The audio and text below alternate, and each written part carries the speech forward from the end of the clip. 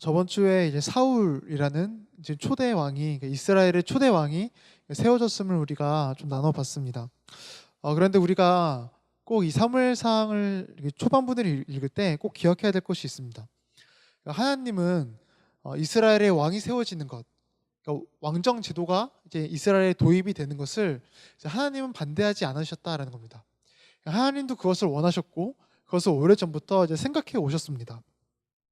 이제 그래서 신명기도 우리가 한번 보시면 신명기도 왕에 대한 언급이 나와 있습니다. 우리 신명기 17장 말씀 보시면은 제가 읽겠습니다.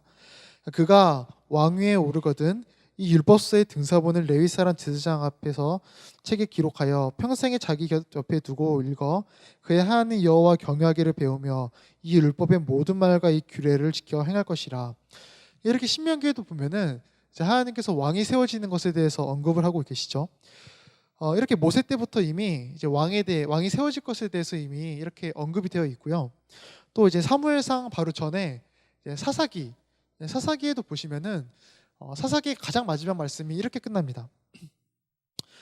가장 마지막 말씀인데요, 사사기에 그때 이스라엘의 왕이 없으므로 사람이 각기 자기의 소견에 오른 대로 행하였더라.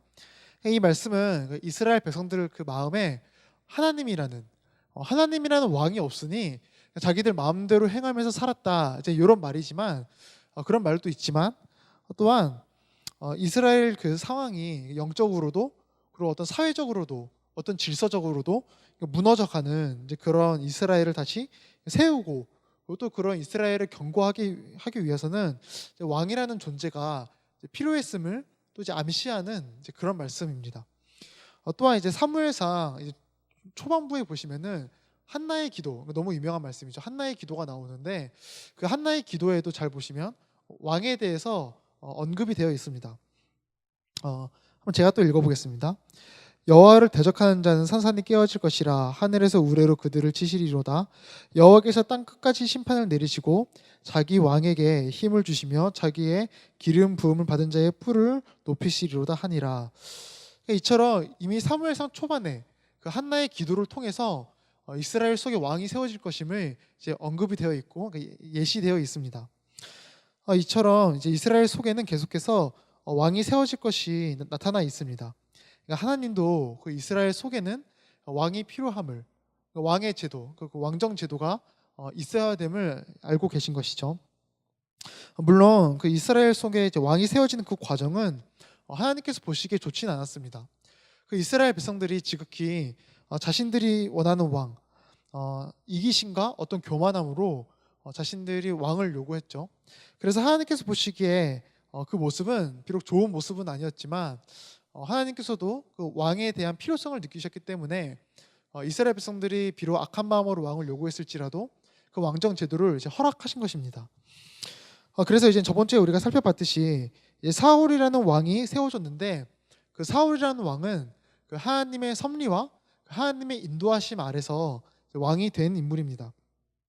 그리고 그렇게 하나님께서 이제 세우셨다라는 것을 이제 드러내시면서 이제 공적인 자리, 모든 이스라엘 백성들 앞에서 사울은 왕으로 추대되었죠. 그런데 이 사울이 왕이 되었는데 문제가 생깁니다. 바로 사울을 왕으로 인정하지 않는 그런 사람들이 나타나는 것입니다. 그래서 이제 우리가 오늘 11장을 볼 건데 그 11장 바로 전에 10장 가장 마지막 말씀을 보시면 이렇게 말씀이 끝납니다. 10장 27절을 보시면은 이제 빨간색 말씀만 보시면 어떤 불량배는 이르되 이 사람이 어떻게 우리를 구원하겠느냐 하고, 사울이 왕임을 반대하는 사람들이 이제 나타나는 것이죠.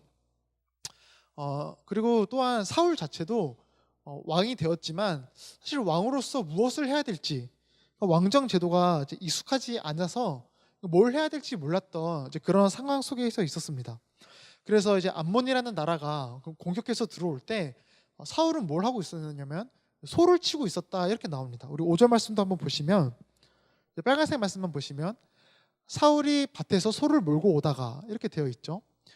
이렇게 어떤 주석가들은 사울이 이때는 겸손해서 왕이 되었지만 이제 소를 몰고 있었다, 이렇게 말을 하지만 그런 말보다는 사울은 이때 당시에는 이제 왕으로서 어떤 직무를 감당해야 될지 아직 잘 몰랐기 때문에 그냥 자신이 원래 하던 일, 소를 몰던 일을 하고 있었던 것으로 보입니다. 사울은 왕이 되었지만 이제 이스라엘의 첫 왕이죠. 첫 번째 왕이니까 누가 이제 왕이 어떤 일을 해야 되는지 인수인계 해주는 사람도 없고 뭘 해야 될지도 몰랐던 것입니다. 물론 이제 사무엘상 10장 그 뒷부분을 보시면 사무엘이 왕의 제도에 대해서 설명해 주는 장면이 있습니다. 사울과 이스라엘 백성들에게 왕의 제도는 이런 거다 이렇게 설명해 주는 장면이 있는데 그것은 하나님 안에서 왕의 역할을 해야 된다라는 것을 가르치는 것이지 왕은 어떤 직무를 감당해야 되고 어떤 역할을 감당해야 된다 이런 설명을 한 것은 아니었습니다.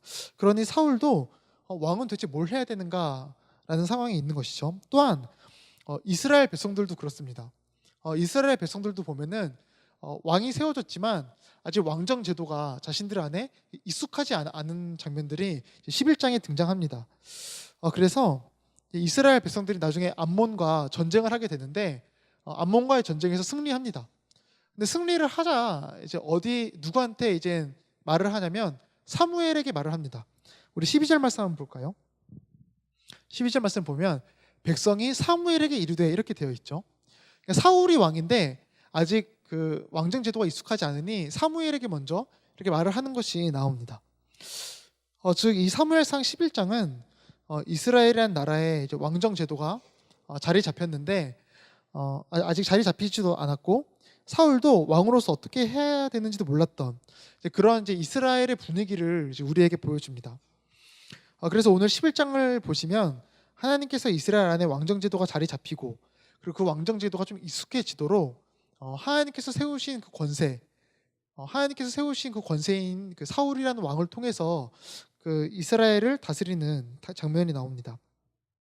그래서 우리 한번 오늘 1절 말씀 보시면 1절 장면 빨간색 말씀 한번 보시면 암몬 사람 나하스가 올라와서 길르앗 야베스에 맞서 진침해 이렇게 시작합니다.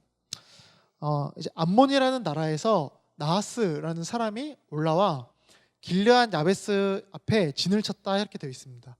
이 길르앗 야베스는 어디냐면 이스라엘의 그 문하세 지파에 속해 있는 지역입니다. 그러니까 이스라엘 동편에 있는 지역인데, 근데 암몬이라는 나라가 이제 그 지역에 밀접해 있었습니다. 그러니까 이제 그 길르앗 야베스부터 공격해 온 것이죠.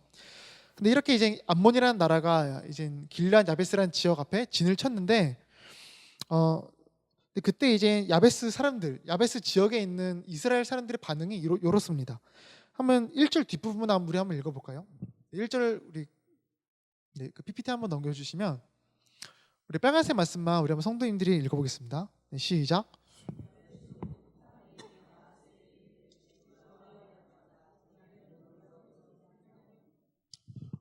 암몬이 공격해오자 이 야베스 그 지역에 있던 이스라엘 사람들이 어떻게 하냐면 암몬 사람들을 섬긴다 이렇게 말을 합니다. 그러면서 언약하자, 그러니까 계약하자는 것이죠.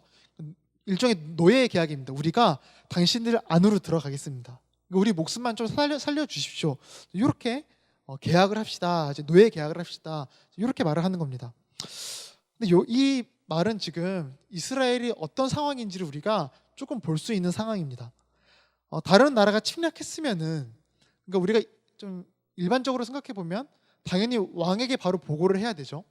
왕에게 바로 보고를 하고 그리고 다른 지역에 도움을 구해야 되는데, 야베스 사람들은 지금 다른 나라에서 공격을 하자 그런 건데 일절없이 바로 고개를 숙입니다. 우리가 당신들 안으로 들어가겠습니다. 이렇게 말을 합니다. 즉 이스라엘은 현재 서로 뭉치지도 못하고 서로 분열된 그런 상황임을 우리가 좀 유추해 볼 수 있겠죠. 그리고 이제 왕에 대한 인식도 또 없다는 것을 우리가 좀 볼 수 있습니다. 그러니 야베스는 암몬에게 살려달라 하는 것이죠. 그런데 이렇게 살려달라고 하자 이제 2절 말씀을 보면은 이제 암몬 사람들이 이렇게 반응을 합니다. 제가 한번 읽겠습니다. 암몬 사람 나하스가 그들에게 이르되 내가 너희 오른 눈을 다 빼야 너희와 언약하리라. 내가 온 이스라엘을 이같이 모욕하리라 라고 합니다. 너희들의 눈을 빼오면은, 오른쪽 눈을 빼오면은 우리가 계약을 하겠다 이렇게 말합니다. 그러니까 계약할 마음이 없는 것이죠. 이처럼 암몬이라는 나라는 단순히 그냥 어떤 복종이 아니라, 노예가 아니라 그냥 이스라엘이라는 나라 자체를 이제 정복하기를 원했던 것입니다. 이제 그러자 이제서야 야베스 지역에 있던 이스라엘 사람들은 다른 지역으로 전령을 보내서 도움을 구하기 시작합니다. 그래서 다른 지역으로 전령을 보냈는데 이제 어떤 전령은 사울이 있던 기브아라는 지역으로 가게 됩니다. 그래서 그 기브아라는 지역에 가서 이제 자신들이 처한 상황을 이제 말을 하죠. 그랬더니 이제 기브아 사람들이 이제 울며 통곡을 했다고 되어 있습니다. 근데 그렇게 이제 기브아 사람들이 통곡을 하자 이제 아까 전에 우리가 봤듯이 소를 몰던 사울이 그 통곡 소리를 듣고 무슨 일인지를 물어서 이제 야베스 지역에 이제 암몬이 침략했음을 듣게 됩니다. 사실 이것도 이상하죠. 한 나라의 왕이 다른 나라가 침략했다는 소식을 가장 늦게 듣습니다. 이것도 우리가 이제 이스라엘 안에 왕정 제도가 자리 잡히지 않았다는 것을 좀 볼 수 있는 부분인 것이죠. 이렇게 어쨌든 우여곡절 끝에 사울의 귀에 침략 소식이 들으니 그러니 이제 사울은 이런 반응을 보입니다. 우리 7절 말씀을 한번 같이 읽겠습니다. 좀 긴데 한번 같이 읽겠습니다. 한 결의의 소를 잡아 각을 뜨고 전령 손으로 그것을 이스라엘 모든 지역에 두루 보내어 이르되 누구든지 나와서 사울과 사무엘을 따르지 아니하며 그의 소들도 이가 같이 하리라 하였더니 여호와의 두려움이 백성에게 임하매 그들이 한 사람같이 나온지라. 사울이 한 결의의 소, 한 쌍의 소죠. 한 쌍의 소를 잡아서 각을 떠서 이제 전령을 통해 각 지역에 보냅니다. 그러면서 나오지 않으면은 함께하지 않으면은 지금 이 찢어진 소처럼 너희들의 소를 다 찢겠다 이렇게 말을 합니다. 이제 그러자 이스라엘 백성들이 이제 모이기 시작하는데 어떻게 모이냐면 7절 마지막 부분에 한 사람 같이 나온다 이렇게 되어 있습니다. 아까도 살펴봤듯이 이스라엘은 지금 서로 분열되고 서로 찢어진 그런 상황인데 그런 이스라엘을 지금 사울은 하나의 이스라엘로 지금 뭉치고 있는 것이죠. 그렇게 이스라엘 백성들은 하나가 되어서 암몬과 전쟁을 하게 되고 그 결과 승리를 얻게 됩니다. 이로써 사울은 이제 왕으로서 이제 온전히 또 이스라엘 백성들 안에서 추대받게 되고 또 이제 이스라엘 속에 왕정 제도가 이제 온전히 또 자리 잡게 되는 것이죠. 그렇다면 우리는 이 본문을 통해서 이제 무엇을 좀 기억해야 되냐면 우리는 좀 이것을 기억해야 됩니다. 하나님이 세우신 권세에 대해서 우리는 좀 기억해야 됩니다. 하나님은 사울을 이스라엘의 왕으로 세우셨습니다. 사울이 어떤 인물이든 가장 중요한 것은 이겁니다. 하나님이 세우셨다라는 것입니다. 사울의 성품이 어떻고 사울이 하나님을 얼마나 알고 그가 나중에 어떻게 되고 그거는 둘째 문제고 그 전에 중요한 것은 사울은 하나님이 세우셨다라는 겁니다. 그러니 하나님은 자신이 세운 그 권세를 사용하기 원하셨고 그리고 이스라엘은 하나님께서 세우신 그 권세, 그 왕이라는 권세를 순종하는 것이 마땅했습니다. 사울이 어긋나기 전까지는 이스라엘 백성들은 사울에게 순종하는 것이 마땅했죠. 그리고 그렇게 하나님은 사울이라는 하나님 자신이 세운 그 권세를 통하여서 이스라엘을 회복시켰습니다. 그리고 이것은 우리도 마찬가지입니다. 하나님은 우리도 이것을 기억하기 원합니다. 바로 하나님께서 세우신 권세에 순복하는 것입니다. 우리 로마서 13장 말씀 우리 나눠서 읽을게요. 제가 1절 읽고 우리 성도님들이 2절을 읽겠습니다. 각 사람은 위에 있는 권세들에게 복종하라. 권세는 하나님으로부터 나지 않음이 없나니 모든 권세는 다 하나님께서 정하신 바라.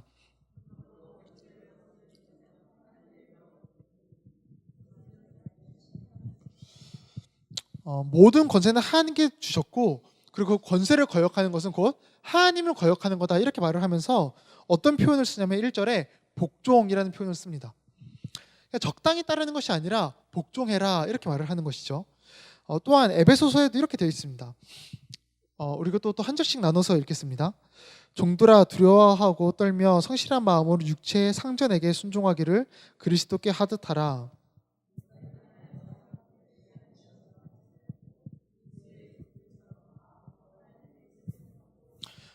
권세에 순종하는 것이 뭐라고 하냐면 하나님의 뜻이다 이렇게 말을 합니다. 우리는 우리 위에 있는 권세 잡은 사람들이 어떤 인물이든 우선 복종해야 됩니다. 왜냐하면 그 사람은 하나님께서 세우신 사람이고 또한 그것이 하나님의 뜻이기 그렇습니다. 그 사람의 성품이 어떻냐, 실력이 어떻냐, 그 사람의 태도가 어떻냐 그것은 두 번째 문제이고 일단 그 사람이 나의 위에 있다면 혹은 나보다 연장자라면은 그것은 하나님께서 세우신 것이고 그래서 우리는 그 사람에게 복종하는 것 그것이 마땅한 것입니다. 복종하지 않는 것은 우리는 하나님의 주권을 무시하는 것이며 하나님의 뜻을 무시하는 게 됩니다.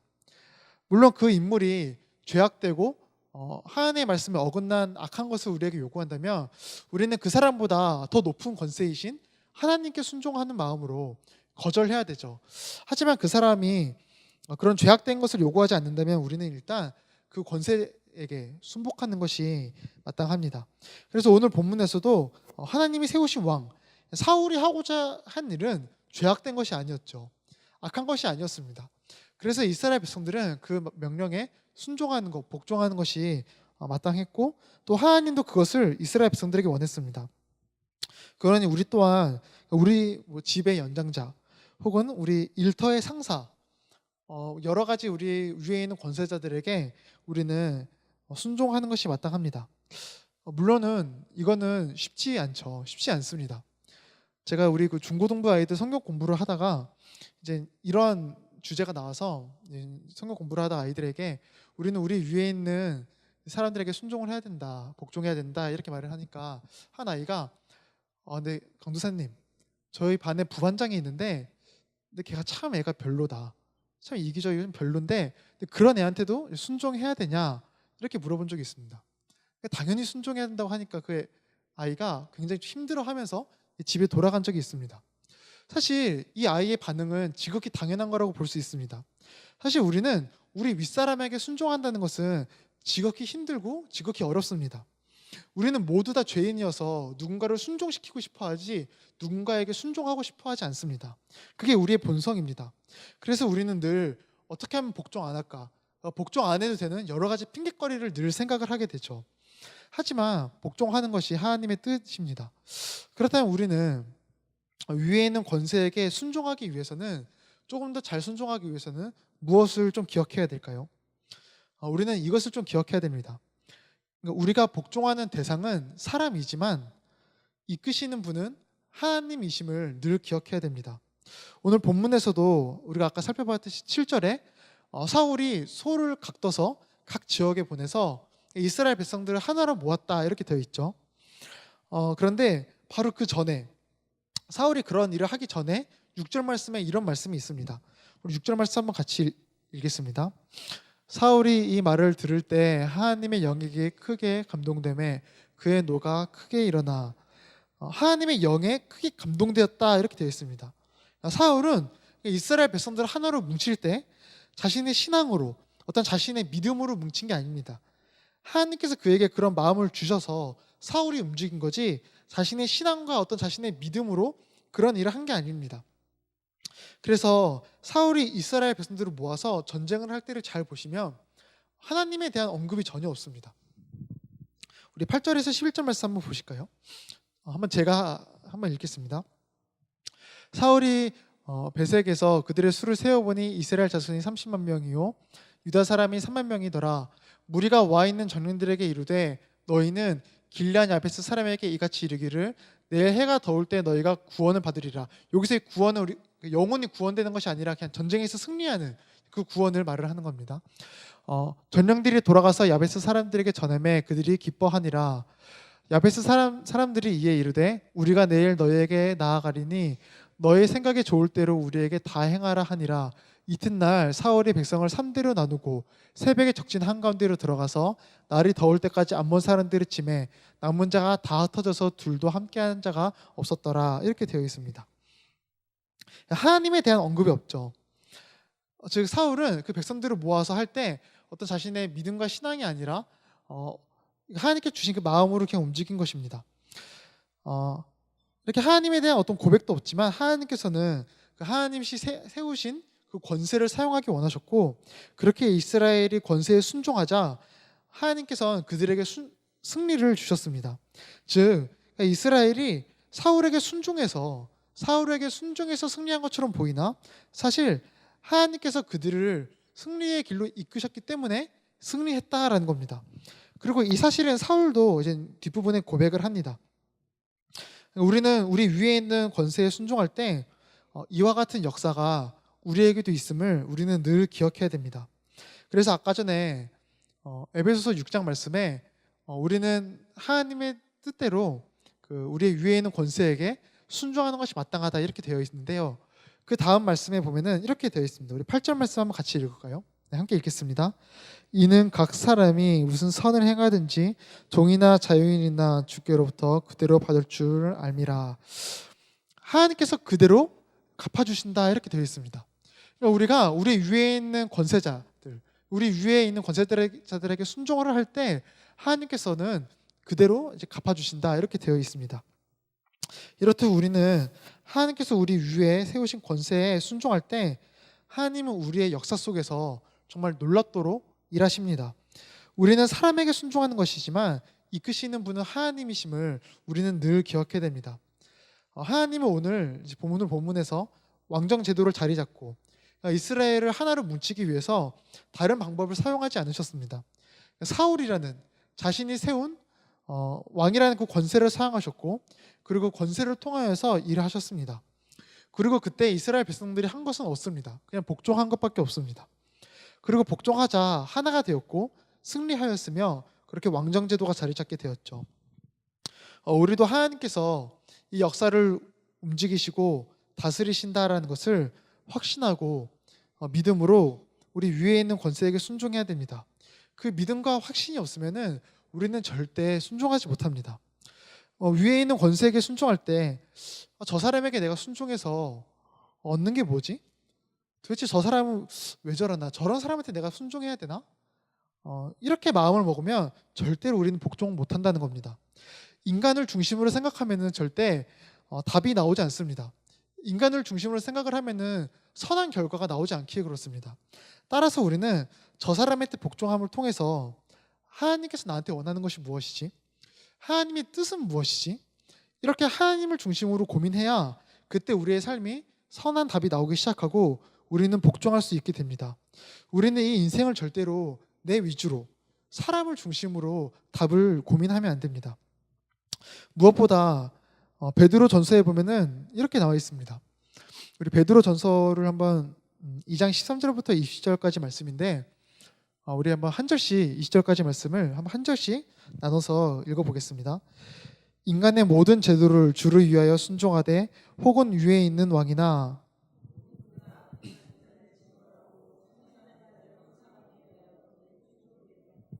그 선행으로 어리석은 사람들이 무식한 말을 막으시는 것이라.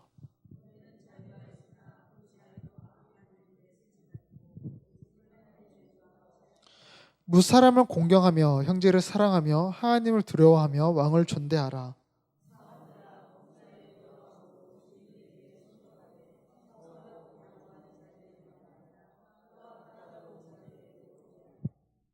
부당하게 고난을 받아도 하나님을 생각함으로 슬픔을 참으면 이는 아름다우나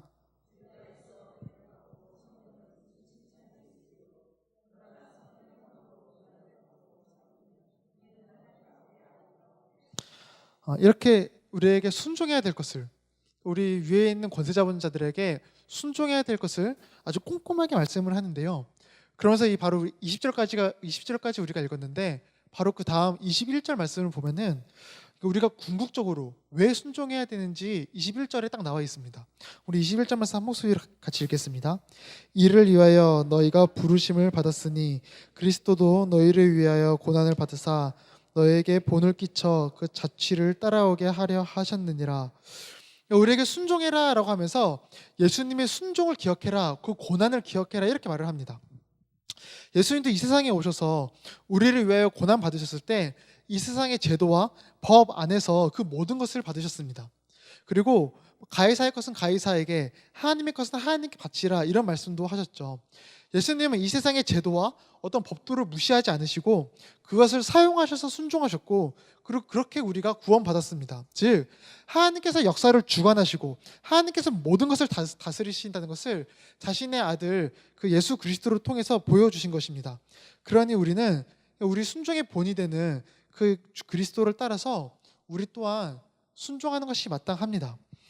위에 있는 권세에게 순종할 때 그냥 겉으로 보면은 이 세상에 순종하는 것처럼 보여서 조금은 힘들 수도 있습니다.